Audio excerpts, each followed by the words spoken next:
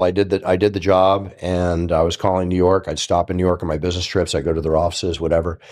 No, they didn't hire me. I did that, and then Rich Goins did the next show, and then I kept calling and asking for the job, and they called me. I was in the hospital with my mom. She had just had a serious operation. Right now, this is literally probably about 6 or 8 months after that, and or maybe a year. She had a serious operation, and I'm with her while she's recovering, and my phone rings, and it's the UFC, it's the office, and the owner calls me up and he says, "Look, Rich Goins, I think his uncle passed away. He had to go to the funeral, and they said we need you in Alabama in like 2 days. Can you be there?" And I'm like, I'm in the hospital. My mom's the most important thing in my world. I said, "I'll call you back."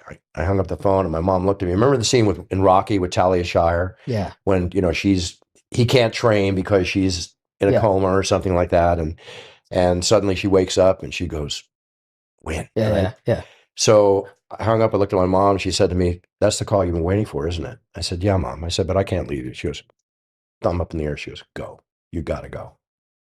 All of a sudden, I've got the Rocky montage going off in my head. Dun dun dun dun dun dun dun dun. Write anything, and I get on the plane. I go down. I do the whole UFC 10 show, which I think was the premiere of Randy Couture.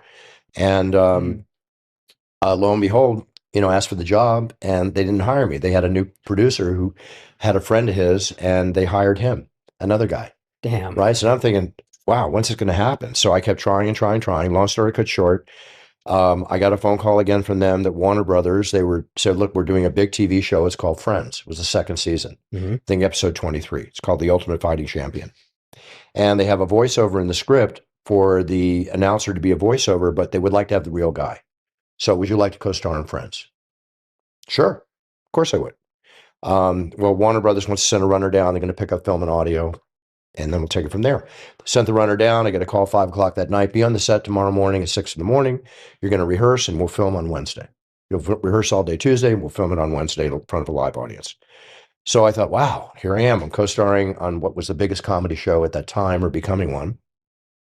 And I called up the owner again, Robert Meyerowitz. I said, "Are you on set?" He said, "Yeah." I said, "Well, listen, I want to talk to you.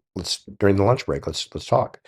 So I went up to him and I basically said, "Robert, I've been asking for this job for a year and a half. You know what I bring to the table. You're not going to be much more than the announcer. I'm going to do everything I can to build the brand. Not that it's because of me, but I will do everything I can to help you um, with my contacts and so on and so forth."